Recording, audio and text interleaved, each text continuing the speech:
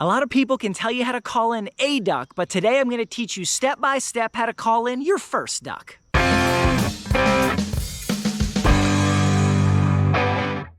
George here with the New Hunter's Guide YouTube channel and podcast, helping new hunters get started and bringing new insights to all hunters. Today, I'm gonna teach you guys how to call in your first duck ever. I'm gonna teach you the 2 calls that you need to bring in your first duck. Now, a lot of people are out there telling you about 3 calls, and I believe that is an absolute mistake. I think one of those calls is not something first-year hunters should be doing, and it is actually causing people to lose birds that they could be bringing home. I will tell you what that call is and why that is the case at the end, but let's go ahead and jump right into it. I have right here my trusty mallard hen call. All right, the mallard hen is the most pervasive duck across North America. It plays well with many other kinds of ducks, and a mallard hen call can bring in all sorts of different kinds of ducks at various times. I've called in everything from wood ducks to hooded mergansers with this call, and if you're going out for your first duck hunt, depending on where you live, chances are you're going to shoot your first duck with a mallard hen call. So the first of the 2 calls that I'm going to teach you guys is the quack. All right, the quack is the foundation of every single mallard hen call that you may ever learn or do. All right, various variations, but it's going to sound or be a combination of or some connection to the quack. If you can master the quack, you will be on your way to becoming a great duck caller. Now, full disclosure, I am not a world championship duck caller. I don't consider myself even to be a great duck caller, but I call in and shoot ducks. My credentials are academic. I am a trained university professor and researcher. My job is to take complex things and break them down into simple, understandable pieces that I can then teach to people to replicate. And that's what we're going to do today. So to make the quack, which sounds something like this, while editing this video, I noticed that the audio quality of the calling is particularly poor. I'm using a GoPro microphone designed to be used underwater just as well as above, and I'm a little bit disappointed with how it sounds, but follow the steps, your calling should sound better. So to make the quack, which sounds something like this, there is a 5-step process that you're going to want to go through in order to make this call. All right, step number 1 is your airflow. You want to breathe with short, heavy bursts of air that come from your diaphragm. Now, chances are, unless you are a singer or musician, you may not even know what your diaphragm is. So here, I'll teach you. Go ahead, take 2 fingers like this, find your rib bone, tap down on your chest until you reach the soft part right down here. All right, when you breathe normally, nothing happens. But when you go ahead and do a quick, forceful exhalation of air, you will see, I'll turn sideways, it actually bounces your fingers off of your chest. What's happening is the muscle that controls your lungs is forcibly becoming tense, it's pushing your fingers off, and it's resulting in a quick rush of air coming out of your body. Now, when I long ago in another lifetime, when I trained in martial arts, they always taught us to punch for the diaphragm because you would literally knock the wind out of you. Now, the bigger thing that it would do actually was throw that muscle into spasm so you couldn't regain your wind by just breathing in again, and it made it very hard to do or want to do anything. Never thought I'd be using that information many years later to call ducks. But you want to breathe forcefully and quickly, all right? So the next thing you're going to want to do is while you're breathing forcibly and quickly, you're going to take your call and you need to work on the movement of your mouth. The best and simplest way that I've found to do this is to mock enunciating the word hit. All right, you're not going to say the word, but you're going to make the same movements with your tongue and mouth as if you were. So hit, hit. But then you're breathing heavily, you're exhaling from your diaphragm, and you're creating that movement of your mouth and your tongue cutting off the airflow. So it's more like hit, hit, hit, hit, hit.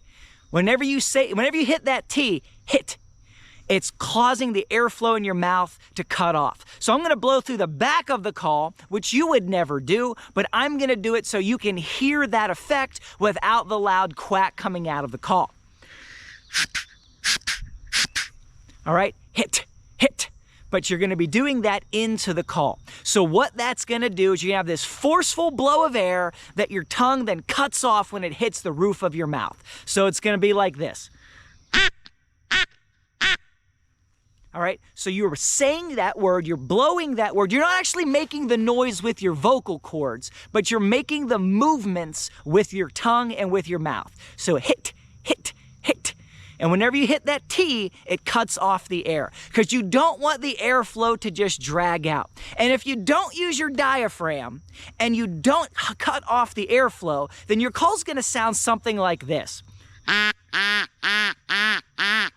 Which is not the sound of a good duck, it is the sound of a sick and dying duck. And no other ducks are gonna wanna come in to see that duck. So you got your airflow, you've got your mouth movements. The number 3 thing that you need is your cadence or your timing. Now, oftentimes, when I'm quacking, usually it's at first light, all right? Just as soon as we hit legal shooting time, I'm gonna let out a couple of quacks. And what this is gonna do is alert birds that might be nesting or roosting very close by or on the shore in the water. They say, hey, there's some other ducks over there.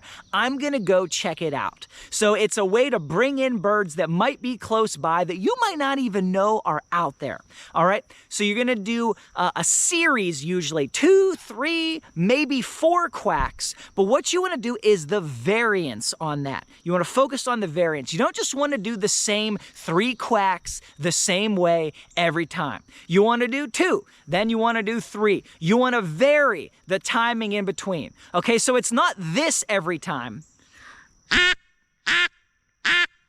Followed by. Followed by.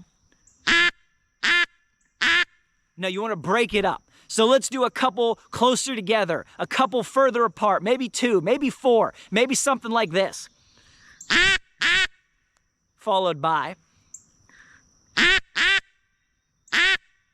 All right, you're just changing that throughout the day. As you go through the hunt, you're just varying it up. You don't want to sound the same, blowing the same 3 notes in the same rhythm and the same timing all day long. You want variance. And that leads us to point number 4. You want to throw that sound a little bit with your other hand. So when I hold the call, all right, I'm going to take it right here. This hand is going to wrap around the edge just like this. And then these fingers are gonna flap a little bit. So when I'm blowing it, those fingers are moving. I don't want to tighten it up all the way, that'll cut off the call, but I'm just throwing the sound a little bit like this. So it's gonna look something like this. And what that's doing is creating a little bit more realism because a duck doesn't just face the same way and make the same noise for 10 minutes at a time. Its head is turning around. It's looking up. It's diving under the water and coming back up. It's swimming in circles. So all you're doing with this is creating a little bit of variation in the sound waves to mimic a duck moving around and doing stuff. Number 5 step to a good quack is you gotta have a decent duck call. Okay, now some people will tell you to go and spend $150 or $200 on some sort of acrylic fancy pants call, and no, you don't need to do that. You should not do that as a new hunter. Often those calls are actually a little bit harder to blow, and they give you nuanced options to do things like an advanced musician may do that you don't even know exist, and you don't need to know exist for a few years. Now the second call that you need to go out and hunt your first duck is the subscribe call. Wait, who put that in the script? What is going on here? But no, seriously, hit that subscribe button. It blows my mind that only about 10% of the people watching these videos actually subscribe. Now, the second call that you need is what I call a hail call. Now, there's 2, 3, 4, 5 different names for it, depending on what state you're in. But the idea behind this call is you're saying, hey, ducks flying around, there's a party over here, come over here. And the hail call sounds something like this.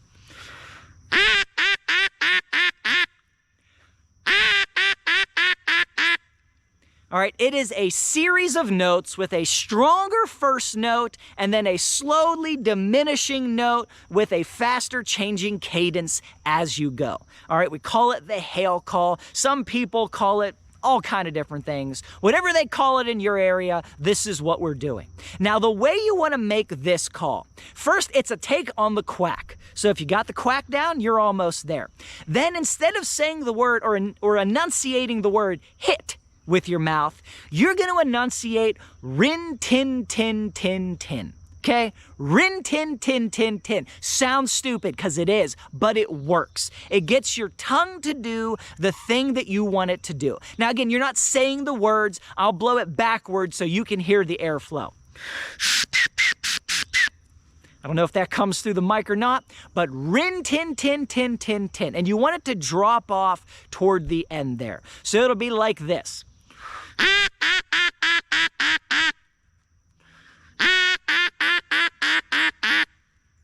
And this is telling ducks that are flying by, circling overhead, that, hey, there's a party down here, come and check it out. Now, people often tend to overcall, especially as beginners, which is the worst time to do it because you're the worst at it. You want to let your decoys do more of the work as a beginner, but you must call. Now, you can shoot birds without calling, but you will certainly shoot more birds if you can throw out a few quacks and a few hail calls when you see birds coming in at a distance. Now, if I see ducks that are close, or I think they're close, first thing I'm going to do is just a few quacks. If I see a flight of birds at a distance, I'm going to hit them with the hail call. If they start circling around and they get out of view and I can't see them anymore, I might throw out a few quacks. I might throw out another hail call. Depends on the situation. I can't teach all of that strategy right now. You probably want to go watch some videos from Surviving Duck Season to get more of the strategy, but we're just talking about how to do the calls. Now, the third call that you should absolutely not be doing your first year in the woods is the feeding chuckle, or the chortle, or the feeding call. And there's another dozen names for this one either. And this one sounds something like this. And you're trying to mimic with that call the sound of birds feeding and having a good time in the water right in front of you. And you should not, I repeat not, do not be doing this call the first couple times you go into the woods. Every YouTuber on the platform teaches this as one of the 3 calls that you should be using, but you should not be using it, not your first year, or at least not your first few hunts. And the reason is this: it's really hard to do that call well, and it's even harder to know the right time to do it versus the other calls. And if you've got birds circling and you botch that call really bad and they take off and go the other way, you're gonna wish you did nothing and were just quiet and let the decoys work. Or you just threw out a couple safe quacks, or maybe another hail call string, all right? It's way better to call not at all than to call horribly badly on a call you don't know how to make and can't do well, or just do one of the 2 calls that you can do well. So use the quack, use the hail call, and then don't do anything else for your first few hunts or season until you get some practice and you build up some confidence. Now, of course, you're gonna need more than calls to take your first duck. You're probably also gonna need waders, and you're gonna need ammo. So you should check out a video review I did for some of the cheapest good waders money can buy, and some steel bismuth and TSS comparison ammunition testing. Thank you guys so much for watching. Till next time, God bless you, and go get 'em in the woods.